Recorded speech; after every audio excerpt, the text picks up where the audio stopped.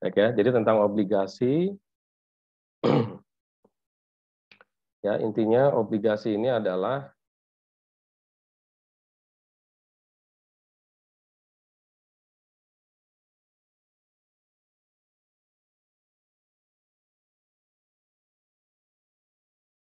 obligasi ini adalah long term debt, gitu ya. Jadi instrumen keuangan yang merupakan pinjaman jangka panjang. Ya, kalau pinjaman jangka panjang itu apa definisinya? Ya sudah di atas berapa 5 tahun lah gitu ya. Nah itu sudah dihitung sebagai pinjaman jangka panjang. Ya, kemudian ya peminjam setuju untuk melakukan pembayaran prinsipal dan interest ya. Jadi sejumlah pokok dan kupon ya kalau kita sebutnya atau hasil ya. Kalau sukuk gitu ya itu kan mungkin dengan metode apa nih, margin atau bagi hasil gitu ya. Nanti ini kan juga bisa diterapkan ya di dalam eh, apa instrumen syariah ya. Kemudian pada tanggal tertentu kepada pemegang obligasi. Jadi borrower ini maksudnya peminjam ya. Jadi kalau A itu menerbitkan obligasi, kan dia menjual obligasinya kepada calon pembeli ya. Nah, calon pembeli berarti dia pembelinya itu adalah sebagai pemegang obligasi, ya pemegang obligasi di mana dia memberikan pinjaman kepada borrower atau penerbit obligasi. Nah, penerbit obligasi ini bisa swasta atau pemerintah. Ya, swasta juga bisa ya. Kalau yang sekarang banyak yang sukuk segala macam itu kan mungkin sekarang yang lebih populer banyak diterbitkan oleh pemerintah ya. Nah, tapi bisa juga diterbitkan oleh swasta.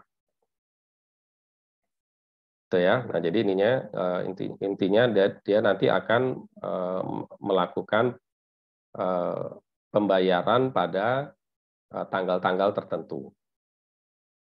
Ya, jadi intinya sih sama. Ini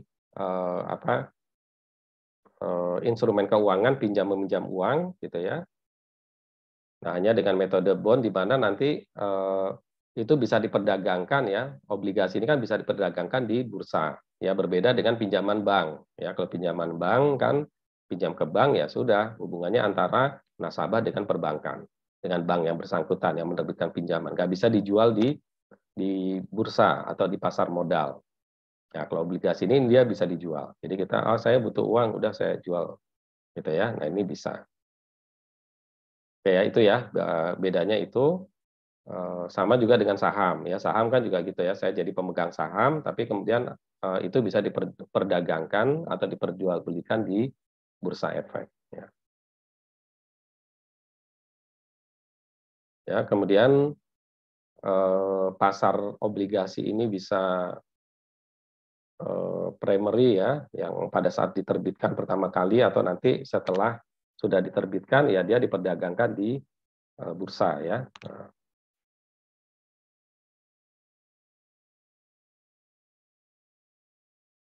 Ya, kebanyakan obligasi adalah dimiliki oleh dan diperdagangkan di antara lembaga keuangan besar. Ya, ini biasanya eh, perusahaan apa sih, misalnya asuransi gitu ya, atau perusahaan-perusahaan investasi yang lainnya. Kalau asuransi kan dia memegang dana nasabah asuransinya, ya kemudian kan dia harus diinvestasikan. Nah, ini juga biasanya yang banyak salah satunya biasanya diinvestasikan kepada obligasi. Ya itu pasarnya ya. Siapa sih yang megang ini? Siapa sih yang mau beli obligasi dengan nilai sebesar itu? Nah, itu biasanya lembaga-lembaga keuangan besar ya, termasuk asuransi atau perbankan. Ya, oke ya ini. Nah, kemudian fitur ya atau karakteristik yang ada di obligasi gitu ya. Yang pertama itu adalah dia punya nilai nominal. Ya, seperti tadi yang saya contohkan misalnya 1 juta. Gitu ya, itu dia punya nilai nominal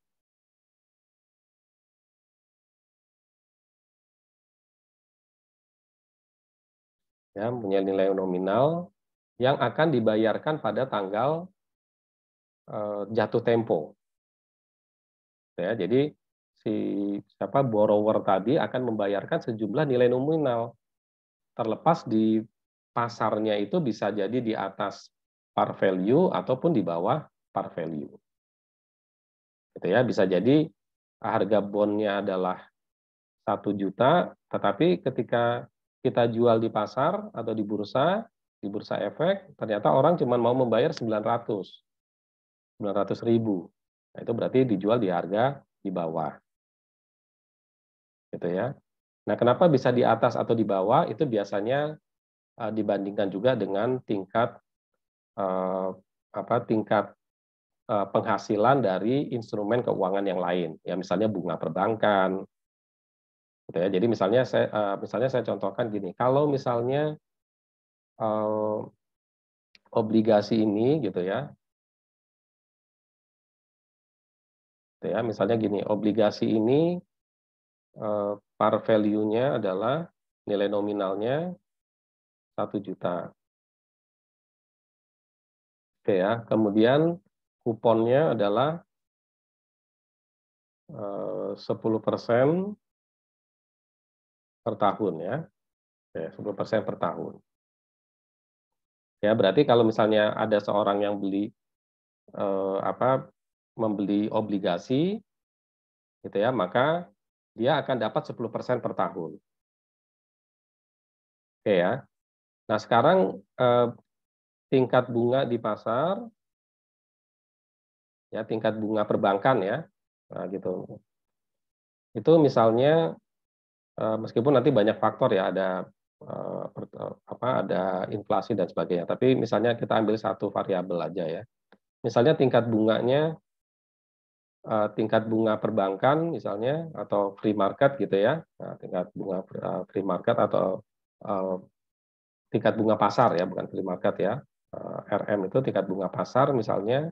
Artinya maksudnya gini, kalau misalnya saya naruh uang di deposito ya, misalnya dapat penghasilan 12% misalnya. Tingkat bunga pasar ya 12%. Ya. Nah, kalau misalnya hal terjadi seperti ini gitu ya, kira-kira ya ini misalnya ditunjukkan dengan kalau saya deposito misalnya ya. Nah, deposito. Kira-kira orang lebih berminat mana? Beli obligasi atau naruh uang di deposito?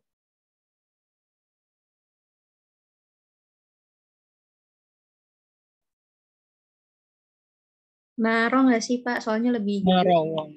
Kenapa? Lebih Lebih baik naruh. ya, maksudnya gini, kalau seperti ini informasinya ya, saya mending taruh uang di deposito atau saya beli obligasi kira-kira. Taruh uang di deposito, Pak. Deposito Pak. Ya, berarti kan orang akan cenderung untuk memilih berinvestasi di deposito. Ya udah saya buat sertifikat deposito aja, dapatnya 12% daripada beli obligasi cuma 10%. Gitu ya. Nah, tapi apakah obligasinya bisa laku nggak kalau dijual ini? Bisa, Pak, tapi di bawah nilainya. Ya, gitu ya. Nah, jadi kenapa harga ini bisa di atas par value atau di bawah par value? Ya, karena ada perbandingan dengan instrumen keuangan yang lain. Gitu ya. Jadi kira-kira kan orang akan menilai ini nilai kesetaraannya berapa? Gitu ya, nilai kesetaraannya berapa nih? Ya, kalau saya dapat 12% per tahun gitu ya. Taruh di deposito, sekarang udah nggak apa-apa saya beli obligasi, tapi saya nggak mau dong harga 1 juta gitu ya.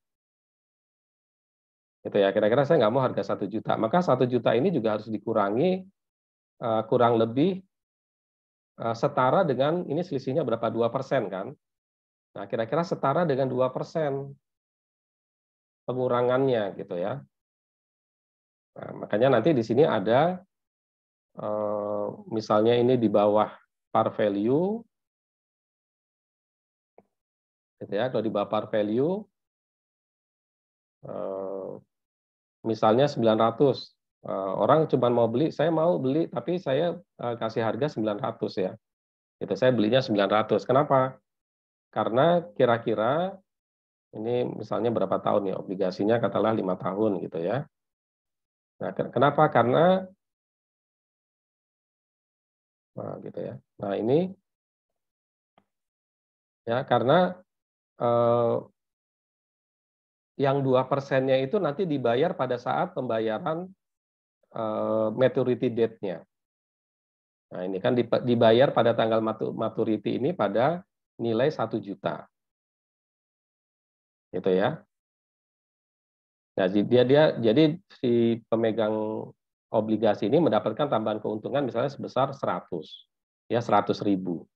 Nah, kira-kira mungkin ini bisa jadi setara dengan kalau tingkat bunga pasar deposito adalah 12%. Gitu ya. Jadi ini kira-kira seperti itu. Kenapa bisa harga di bawah par value? Atau kalau misalnya ini ternyata tingkat bunga deposito adalah sebesar 9%, misalnya gitu ya. Nah, maka bisa jadi ini kan kira-kira gitu ya jualannya ya. Ini bunga pasar cuma 9%. Ini ada obligasi kuponnya 10% loh, gitu. Nah, saya jualnya 1.100.000 ya, gitu. Gitu ya, kira-kira seperti itu.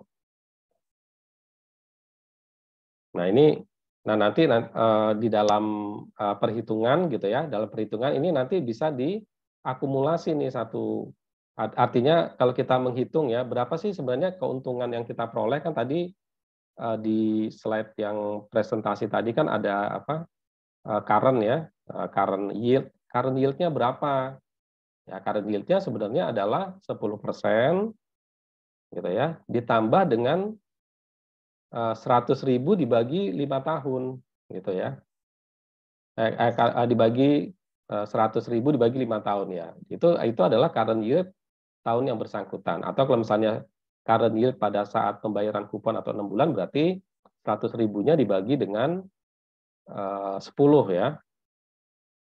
Ya, 100.000-nya ini, nah ini kan berarti ada selisih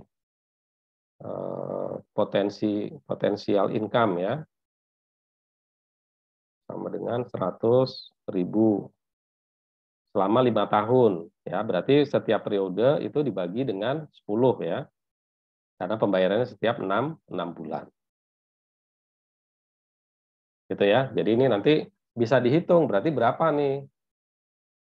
Gitu ya. Berarti dia potensi mendapatkan keuntungan 100.000 dibagi 2 kali 5. Gitu ya. Jadi dibagi 10 sama dengan 10.000 ya. Nah, 10.000. Ya, jadi sebenarnya dia current yield-nya itu adalah kuponnya berarti 5% ya, kalau dia mendapatkan kupon kan berarti 5% ditambah dengan 10.000. Gitu ya. Nah, itu kira-kira cara menghitungnya ya, cara perhitungannya seperti itu. Ya, ini logikanya logika ini aja ya, logika rumus-rumusnya mungkin ada seperti tadi ya, yang sudah ditampilkan itu ada rumusnya, tapi kita coba rumus itu muncul dari mana gitu ya, supaya kita bisa logika. Tinggal nanti kan di sigma itu kan artinya penjumlahan ya setiap periode. Berarti ini 6 bulan dapatnya seperti ini ya, ditambah dengan 10.000. Nanti kalau 10 periode berarti berapa? Ya, tinggal ditambah-tambah aja. Oke ya, seperti itu ya. Nah, ini adalah bagaimana kita bisa menghitung yield yang kita peroleh dari obligasi. Ya, nanti kalau misalnya kita mau memperhitungkan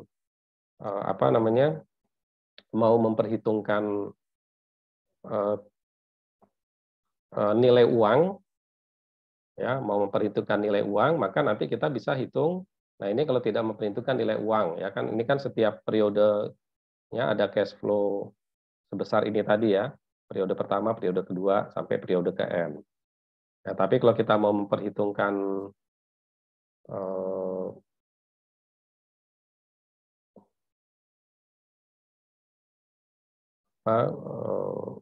present value-nya ya, misalnya nanti bisa juga diperhitungkan dengan, ada contoh.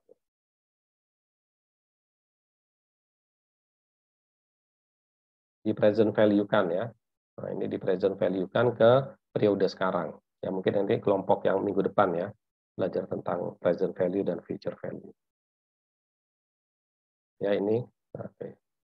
Nah itu ya, jadi ini kira-kira diperhitungkan seperti itu. Oke ya. Nah ini tadi, ini kupon interest rate-nya, ya dinyatakan sejumlah persentase yang akan dibayar oleh penerbit obligasi. Ya. Kemudian ada istilah maturity date, itu adalah tanggal jatuh tempo. Ya, kapan si penerbit obligasi ini akan melakukan pembayaran. Ya tadi ya, yang berapa ini? Nah ini par value 1 jutanya ini dibayarnya kapan? Itu maturity date ya. Kemudian tanggal penerbitan ya pada saat diterbitkan, kemudian ini tadi yield to maturity adalah tingkat pengembalian yang diperoleh ya pada suatu obligasi apabila dia pegang hingga akhir periode. Ya, berapa totalnya gitu ya. Pendapatannya berapa? Atau disebut promise yield ya. Jadi ini kan berarti tingkat bunga yang diperolehnya sekian ya, itu artinya janjinya yield yang dijanjikan berapa oleh penerbit obligasi, yaitu yield to maturity. Oke ya.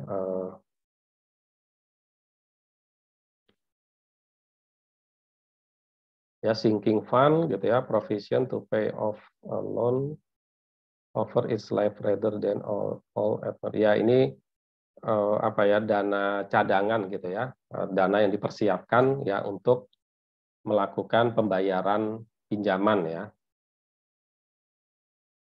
Ya misalnya kalau kita tidak berminat lagi di obligasi atau butuh dana gitu ya, atau apa nih, jadi sinking fund itu dana yang kita siapkan untuk melunasi gitu ya, untuk melunasi sebuah pinjaman ya, seperti di protect gitulah ya, diblokir gitu ya, kira-kira itu memang kita persiapkan untuk membayar sebuah pinjaman. Jadi sama seperti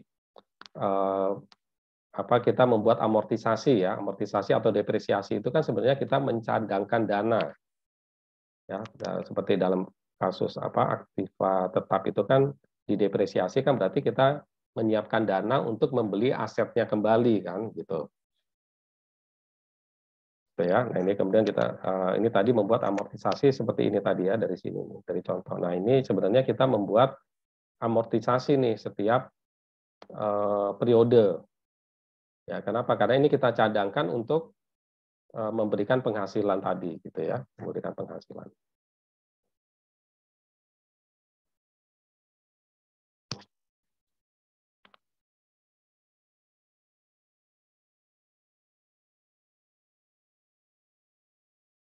Oke ya, ini kapan digunakan ya, ini tadi bisa ya, kalau misalnya oh ini sudah tidak menguntungkan bisa kita jual gitu ya, atau kita lunasi gitu ya. Ya, ini nilainya berapa gitu ya, ini periode pertama, periode kedua dan seterusnya ya. Jadi ini kemudian jenis-jenis ya, tadi ada convertible bond ya, obligasi yang bisa ditukar menjadi saham. Ya, maaf ya sebentar ya.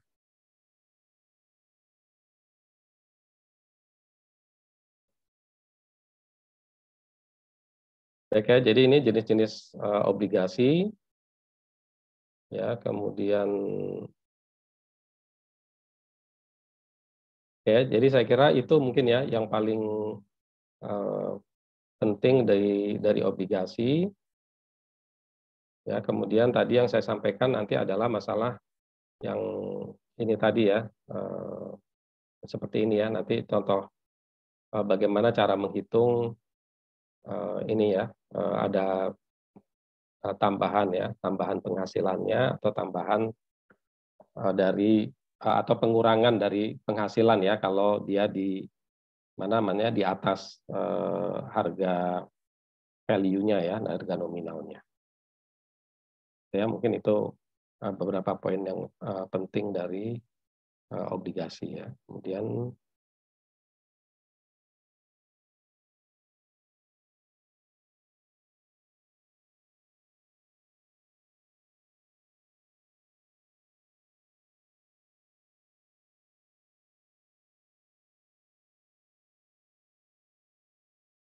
baik ya itu, kemudian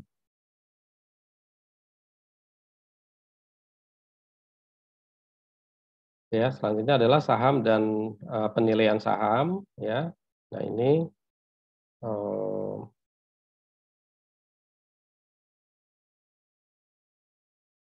jadi saham ini adalah menunjukkan kepemilikan ya, menunjukkan kepemilikan, kemudian kontrol ya, atau pengendalian, kepemilikan dan pengendalian ya, jadi itu. Kemudian pasar dalam transaksi saham itu ada secondary market atau primary, ada secondary market, primary, kemudian inisial IPO ya, yang kalau kita kenal IPO ya, initial public offering market, itu pertama kali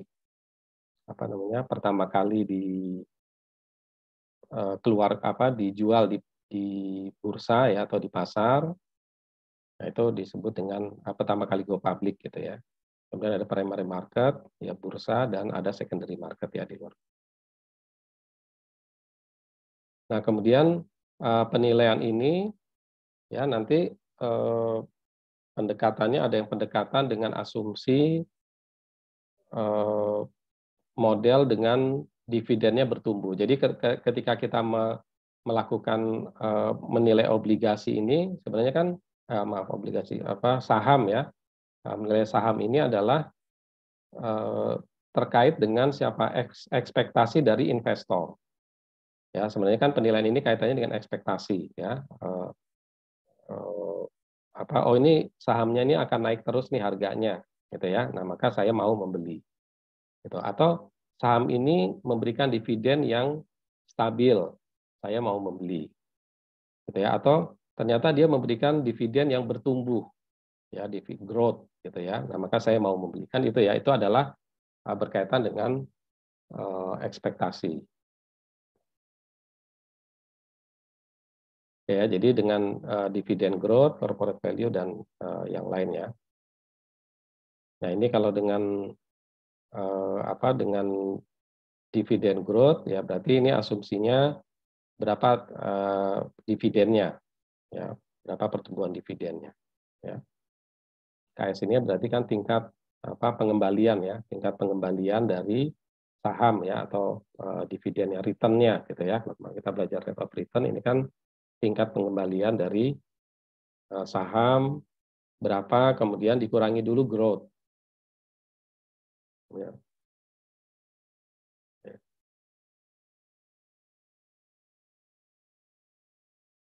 Ya, kemudian bisa juga dihitung dengan security market line. Ini rumusnya sama dengan yang sebelumnya ya, rumusnya ya. Tingkat berapa sih ekspektasi dari pengembalian sahamnya, itu adalah ekspektasinya berapa, itu adalah tingkat free market ya, tingkat pengembalian free market ya, yang istilahnya tidak ngapa-ngapain tapi hasilnya ada gitu ya. Kemudian tingkat pasar dikurangi dengan free marketnya ya, jadi selisih antara tingkat pengembalian return di pasar dengan dikurangi dengan free marketnya ya, tingkat pengembalian free market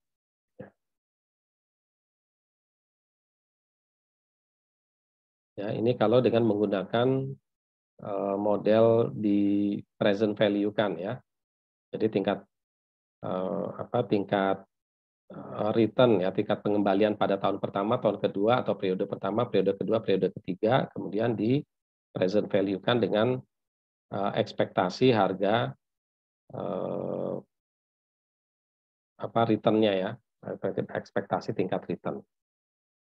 Ya, dengan rumus yang tadi di atas ini. Nah, ini. Oke, ya.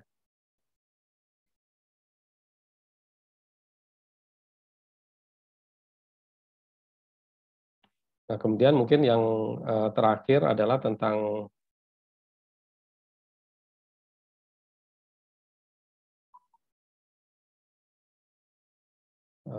ini aja ya. Nah, ini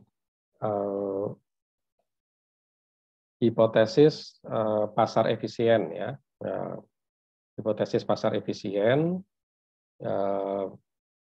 ya ini instrumen keuangan ini normalnya adalah harga yang wajar ya harusnya ya, yang wajar. Nah, tetapi ini ada tadi tingkat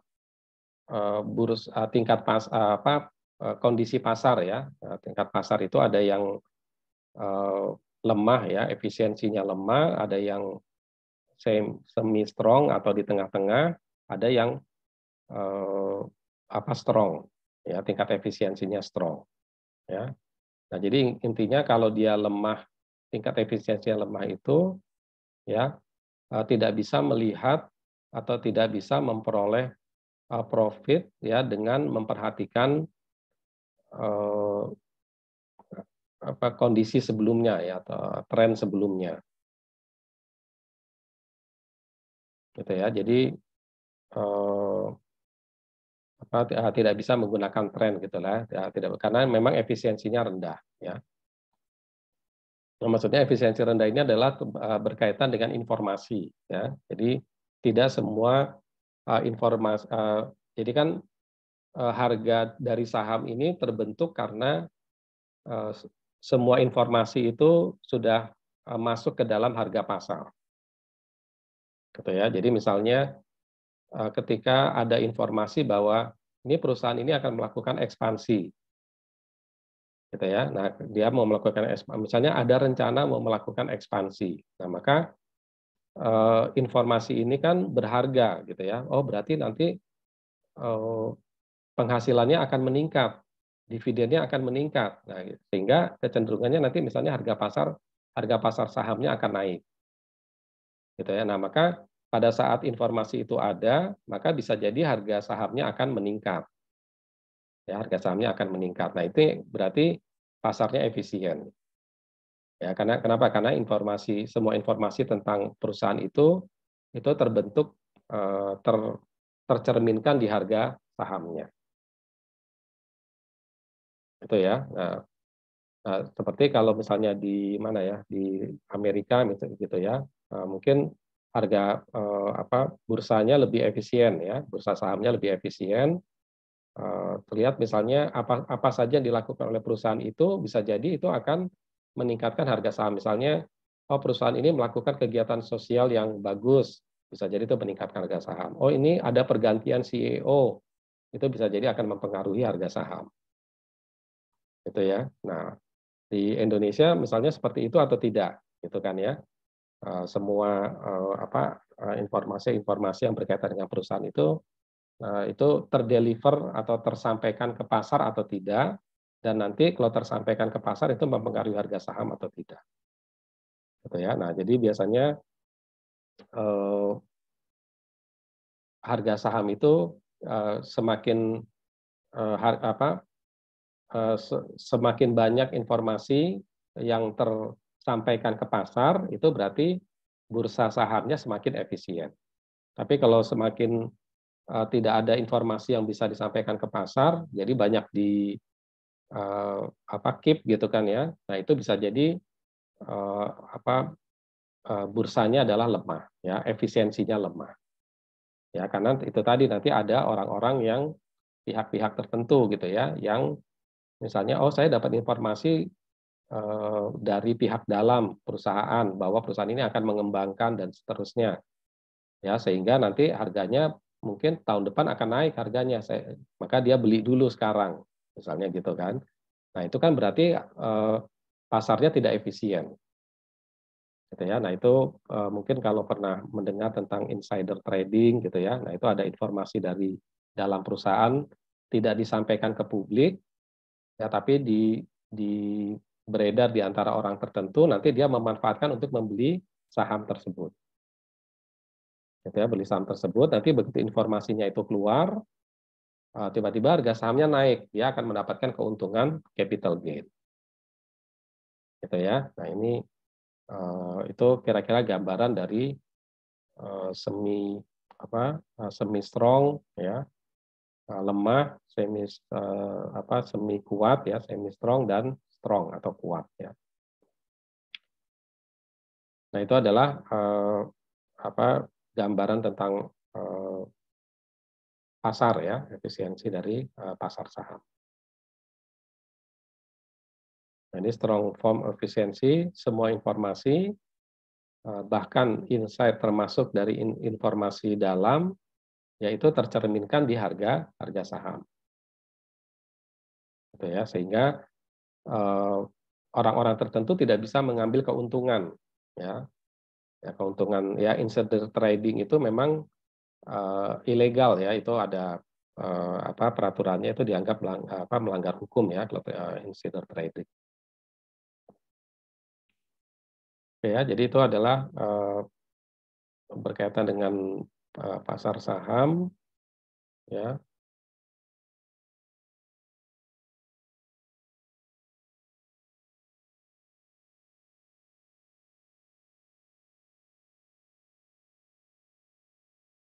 Ya, jadi itu kira-kira itu yang paling penting. Terakhir prefer stock, ya, ini ya, ini tadi preferred stock, ya, atau saham preferen itu sifatnya hibrid, ya. Jadi secara dia memiliki sifat dari saham dan memiliki sifat dari pinjaman. Ya, apa sih kalau saham itu adalah kepemilikan, benar, saham preferen adalah kepemilikan. Gitu ya. Tetapi dia juga mempunyai sifat pinjaman, ya, dalam hal apa? Mendapatkan fixed income. Ya, padahal kalau saham kan sifatnya adalah tergantung dari income atau dividennya itu tergantung dari keuntungan. Tapi kalau saham preferen itu dia bisa memperoleh fix, nanti mungkin fix plus dari laba, gitu ya, seperti saham biasa, gitu ya. Ya, jadi itu sifat dari preferred stock, ya, ini biasanya dimiliki oleh pendiri, ya. Baik, saya kira itu tentang saham dan obligasi. Apakah ada pertanyaan?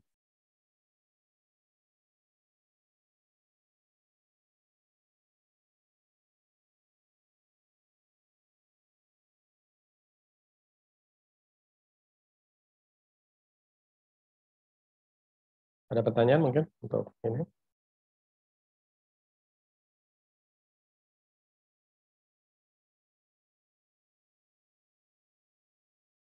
Kalau nggak ada, kita cukupkan, ya, untuk kuliah kita pada pagi hari ini.